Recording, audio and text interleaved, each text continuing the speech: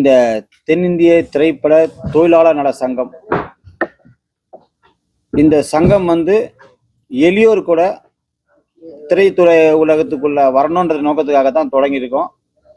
நம்ம சங்கத்துக்கு மெரும் உதவியா இருக்கிற தென்னிந்திய பொதுச் செயலர் திரு ரமேஷ் சார் அவர்களும், நம்ம சங்கத்தை தமிழ்நாட்டில் வந்து மென்மேலும் வளர்ச்சி தரணுன்றதுக்காக மாநில தலைவரான திரு கதிரவன் சார் அவர்களும், அவருக்கு உறுதுணையா இருக்கிற பொதுச் செயலாளர் திரு பிச்சுமணி சார் அவர்களும், நம்ம சங்கத்தை பாதுகாக்க, அதாவது சங்கத்தை மட்டும் இல்லாம நம்ம சங்கத்தில் உள்ள அனைத்து உறுப்பினர்களுக்கும் ஒரு ஆரோக்கியம், அந்த அவருடைய மருத்துவ காப்பீடு வழங்க தம்பி திரு தினேஷ் அவர்களுக்கும் முதற்கண் வந்து இந்த சமயத்தை வந்து நன்றியை தெரிவிச்சிருக்கேன். இந்த சங்கத்தை இன்னைக்கு வந்து பார்த்தீங்கன்னா புதிய உறுப்பினர்கள் வந்து பதவியேற்பு விழா இதுவரைக்கும் நடந்து முடிஞ்சது. மருத்துவ காப்பீடு திட்டமும் இப்போ கொடுத்து முடிச்சிடறாங்க. அதே போல வந்து நம்ம சின்ன பட்ஜெட் படங்களை வந்து நம்ம சங்கம் சார்பாக அவுட்ரேட் வாங்கி படத்தை வந்து ரிலீஸ் பண்ண முடியாதவங்க வந்து ரிலீஸ் பண்ணுறதுக்காக நாங்கள் உறுதுணையாக நிற்கிறோம். அதே போல் வந்து நம்ம யாரும் சினிமாவில் வந்து வரலாம், சினிமாவில் வந்து சாதிக்கணும்னு நினைக்கிறோம், கண்டிப்பாக சாதிக்கலான்றதுக்காக தான் இந்த சங்கம் நாங்கள் உருவாக்கி இருக்கோம். மேலும் மேலும் இந்த சங்கத்துக்கு வந்து இது 3ஆம் ஆண்டு. 1ஆம் ஆண்டு நாங்கள் வந்து ரொம்ப சிம்பிளாக நாங்கள் பண்ணோம். 2ஆம் ஆண்டு வந்து ஒரு ஆசிரமத்தில், அதாவது முதியோர் இல்லத்தில் போயிட்டு அவங்கள கேட்டு கொண்ட இணங்கி நாங்கள் என்ன பண்ணோம்னா அந்த ஆசிரமத்தில் போய் நாங்கள் 2ஆம் ஆண்டை வந்து நாங்கள் சிறப்பாக பண்ணி முடித்தோம். 3ஆம் ஆண்டு இந்த சாலி கிராமத்தில் உள்ள பிரசாத்தாவில் நாங்கள் பண்ணியிருக்கோம். மேலும் மேலும் இந்த சங்கம் வளர்ச்சியப்படும். அடுத்தபடியாக இந்த சங்கத்தை பற்றி நம்ம பொதுச் செயலாளர் 2 வார்த்தை பேசுவார். அனைவருக்கும் வணக்கம். இந்த சங்கத்தை பொறுத்த வரைக்கும் நாங்கள் யாருக்கும் போட்டியெல்லாம் இல்லை, திறமையா இருக்கிறவங்களுக்கு வேலை கொடுக்குறோம். அவங்களுக்கு என்ன தேவை, அவங்களுக்கு என்ன பிரச்சனைகள், அந்த பிரச்சனைகளை நாங்கள் சால்வ் பண்ணி ஊதியமா இருந்தாலும் சரி, வேலையா இருந்தாலும் சரி, அதை இந்த சங்கத்து மூலமா நாங்கள் நிவர்த்தி பண்ணி கொடுப்போம். அடுத்தபடியாக மாநில தலைவர். எங்களுடைய சங்கம், எங்களுடைய பொதுச்செயலாளர் சொன்ன மாதிரி யாருக்கும் போட்டியான சங்கமே அல்ல. இது வறுமையில் வாடுகின்ற ஏழை எளியவர்களுக்காக உருவாக்கப்பட்ட இந்த சங்கம். மென்மேலும் பல நன்மைகள் செய்வோம், இந்த சங்கத்தை மிகப்பெரிய வளர்ச்சி பாதையில் கொண்டு செல்வோம் என்று நன்றி கூறி நன்றி. இப்போ வந்து பட்ஜெட் படத்துக்கு வந்து வெளியிடுறதுல வந்து ரொம்ப பிரச்சனை இருக்குதுன்னு கேள்விப்படுறோம். நம்ம உங்களுக்கு தெரியும், இந்த பட்ஜெட் படங்களுக்கு வந்து நம்ம வெளியிடணும்னா நம்ம பொங்கல், தீபாவளி இந்த மாதிரி டைம்ல நம்மளுக்கு வந்து தியேட்டர்கள் கிடைச்சதுன்னா கண்டிப்பாக பட்ஜெட் படங்கள்லாம் வந்து கண்டிப்பாக வந்து இதுல வந்து வெற்றி பெற்றுடலாம்.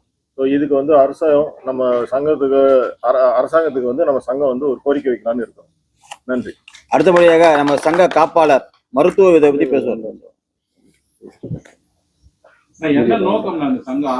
ஓடி ஜெயிக்க ஓட்டப்பந்தயம் கிடையாது, பல பேர் ஓடினாதான் இல்லை யாரு செயல்பாடு திறமையா இருக்குன்னு சொல்றதுதான் நம்ம ஓட்டப்பந்தயம் வைப்பாங்க.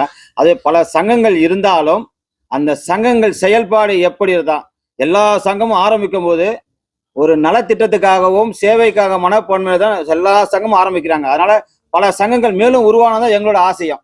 நாங்க எல்லா சங்கத்தையும் அரவணைச்சு கொண்டு போறதா எங்களோட நோக்கமும். சரி, எந்த சங்கத்துக்கு நம்ம பொதுச் செயலர் சொன்ன மாதிரி போட்டியாவோ இல்ல அவங்களுக்கு எதிர்த்து செய்யணுமோ எங்க நோக்கம் இல்லை. எங்கள் சங்கம் எல்லா சங்கத்தையும் கூட நாங்க அரவணைச்சியும் அந்த சங்கத்துடைய ஆதரவோடு நாங்கள் செல்வோம். அரசாங்கத்துக்கு ஏதாவது கோரிக்கை வைக்கிறீங்க? அரசாங்கத்துக்கு கோரிக்கைன்ற பாத்தீங்கன்னா, இந்த சிறு தயாரிப்பு பட்ஜெட் படங்களுக்கு மானியம் இது வரைக்கும் வந்து தரல, வழங்கப்படலை. இந்த அதுக்குள்ள வந்து எலெக்ஷன் முடியறதுக்காகக்குள்ளையாவது அந்த பட்ஜெட் மானியத்தை வந்து கொடுத்து உதவினாங்கன்னா ரொம்ப ரொம்ப நல்லா இருக்கும். ஏன்னா சிறு தயாரிப்பாளர் நல்லா இருந்தா மட்டும்தான் இந்த திரையுலகம் நல்லா இருக்கும். ஏன்னா இன்னைக்கு திரையுலகம் வந்து பாத்தீங்கன்னா அண்ணாந்து பார்க்கக்கூடிய இடத்துல இருக்குது. ஏன்னா சிறு தயாரிப்பாளர்கள் மட்டும்தான் நிறைய பேருக்கு தொழிலாளருக்கு வேலை கொடுக்குறாங்க. ஏன்னா பெரிய படத்தெல்லாம் வந்து வேலை வாய்ப்புலாம் வந்து கிடைக்காது. சிறு பட்ஜெட் படத்தை மட்டும்தான் வேலை வாய்ப்பு நிறைய கிடைக்குது. அதனால வாழ வைக்கிற சிறு பட்ஜெட் தயாரிப்பாளரை வாழ வைக்கணும்னா அந்த படங்கள் தயாரித்து தியேட்டருக்கு வரணும். அந்த தியேட்டரில் வந்து மக்களும் வந்து ஆகிய நீங்களும் அந்த தியேட்டர்ல வந்து படத்தை பார்த்து சிறு பட்ஜெட் படத்தை வந்து நீங்க ஊக்குவிச்சு சிறு பட்ஜெட் படத்தை வந்து வெற்றி பெற செய்யணும். ஒவ்வொரு வெற்றி பெறணும், ஒவ்வொரு படத்துக்கும் பின்னாடி ஒரு 200-300 குடும்பங்கள் வாழுது. அது முதல்ல புரிஞ்சுக்கணும். நீங்க அந்த திரைக்கு பின்னாடி வாழ்ற எல்லாரையும் வாழ வைக்கணும் இந்த திரை உலகம். இதை விட்டுட்டு நம்ம வந்து பெரிய பட்ஜெட் படம், பெரிய ஸ்டாரு, எல்லாருமே ஸ்டார் தான், திரையில ஓடுறவங்க எல்லாருமே ஸ்டார் தான். அதனால நல்ல கதைகள், நல்ல கதை அம்சம் சிறு பட்ஜெட் படத்துலயும் இருக்கு. அதை நீங்க மக்களாகியும் சரி பொதுமக்கள் எல்லாருமே வந்து தியேட்டர்ல வந்து படத்தை பார்க்கணும். அது அன்பான வேண்டுகோள். தென்னிந்திய தொழிலாளர் நலச்சங்கம் சார்பாக, அதாவது அரியின் திரைப்பட வரலாறுன்ற படம் வந்து பட்ஜெட் படம் தான். என்னுடைய படம், நான் ஹீரோவை நடிச்சு டைரக்ஷன் பண்ண படம். அது வந்து மானியம் வந்து இன்னும் வந்து கிடைக்கல. அதிமுக ஆட்சியிலே வந்து கொடுக்கறதா இருந்தாங்க, இன்னும் அது வரைக்கும் அதை பத்தி பேசவே இல்லை. அந்த மானியங்கள்லாம் வந்து இன்னும் வராம இருக்கிறதுக்கு நம்ம தலைவர் தனசேகரன் தலைவர் வந்து அதுக்காக வந்து பட்ஜெட் படங்களுக்கு உறுதுணையா இருப்பேன், அந்த மானியங்களுக்கு வர்றதுக்காக போராடுவோன்னு சொல்லி தான் இந்த சங்கமே வந்து ஆரம்பிச்சு 3 வருடமா வந்து சிறப்பா போயிட்டு இருக்கு. இன்னும் அதுக்கு வந்து பாத்தீங்கன்னா பெரிய பட்ஜெட் படங்க அதுக்குள்ள கூட போக முடியாது. அதுக்குள்ள வந்து மெம்பர்ஷிப் ஆகணும்னாவே ரொம்ப சாதாரணப்பட்ட எளியோர் வந்து யாரும் சேர முடியாது. அதில் அதனால சினிமால பல கனவோட இருக்கவங்க வந்து அந்த சங்கத்துக்குள்ள நுழைய கூட வாசலோட போக முடியாது. அதனால இந்த எளியோர் கூட நம்ம சங்கத்துல வந்து அந்த திரை வாழ்க்கைய அவங்க நினைச்சபடி படத்தை பண்ணணும், நினைச்சபடி வேலையை செய்யணும்னு சொல்லிட்டு எங்க சங்கத்தோட முக்கிய நோக்கம் அவங்களுக்கு வேலை வாய்ப்பு தரணும்னு.